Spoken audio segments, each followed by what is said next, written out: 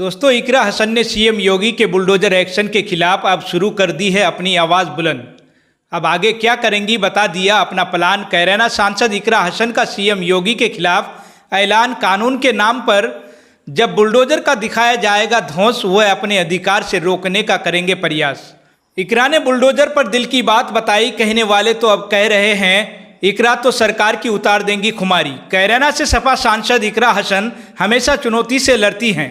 लड़ते ही नहीं, लड़कर जीत भी जाते हैं। अब देखिए, जब वह लंदन से आई थी तो उनके पास चुनौती थी जेल में बंद अपने बड़े भाई नाहिद हसन को विधायक बनाया जाए। उन्होंने चैलेंज कबूल किया और कैराना के चप्पे चप्पे में अपने भाई के पक्ष में जमकर प्रचार किया। जनता से मिली, उनसे बात की। परिणाम यह रहा, उनके बड़े भाई नाहिद हसन पर लोगों ने विश्वास किया और उन्हें विधायक बनाया। अब नाहिद हसन विधायक बने तो सपा अध्यक्ष अखिलेश यादव को इकरा हसन की राजनीति में दम दिखा। काबिलियत को वक्त रहते हुए उन्हें पहले ही इशारा कर दिया लोकसभा चुनाव में कैराना से वही उम्मीदवार होंगी। इसलिए वो कैराना में लोगों के बीच में रहे। इकरा हसन अखिलेश की ओर से उन पर किए गए विश्वास को एक चैलेंज की तरह लेती हैं। वो कैराना से दूर नहीं गई, कैराना में रही और जब लोकसभा चुनाव आया तो अखिलेश ने उन्हें उम्मीदवार बनाया।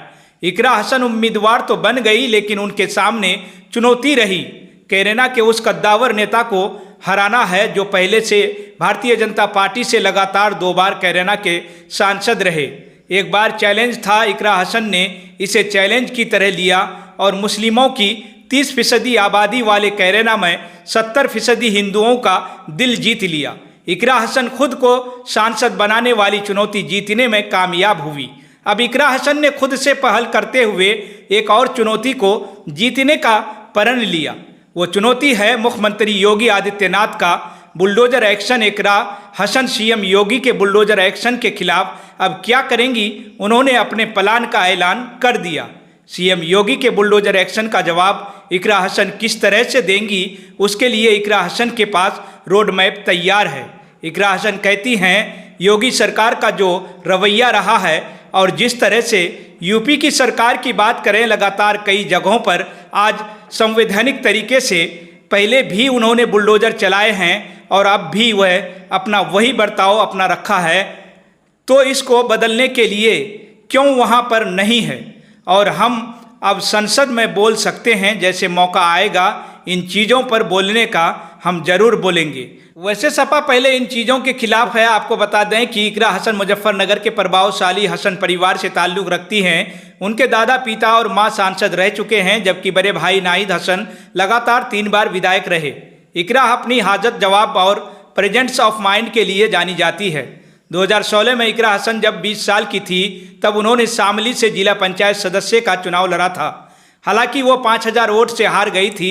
उनकी शुरुआती पढ़ाई दिल्ली के क्वींस मेरी स्कूल से हुई। दिल्ली के लेडी श्री राम कॉलेज में उन्होंने ग्रेजुएशन किया। इसके बाद DU से LLB के बाद इकरा आगे की पढ़ाई के लिए लंदन चली गई। उन्होंने लंदन में इंटरनेशनल लॉ एंड पॉलिटिक्स में पोस्ट ग्रेजुएशन की डिग्री ली। पढ़ाई पूरी करने के बाद 2021 में भारत वापस लौटी। MLA का इलेक्शन लड़ रहे हैं भाई नाहिद हसन को जब जेल हुई तो इकरा हसन ने मोर्चा संभाला। इकरा ने 2024 में सपा के टिकट पर कैराना सीट से नामांकन भरा था। हल्फनामी में उन्होंने अपनी पहचान एक किसान की बेटी के तौर पर दी थी।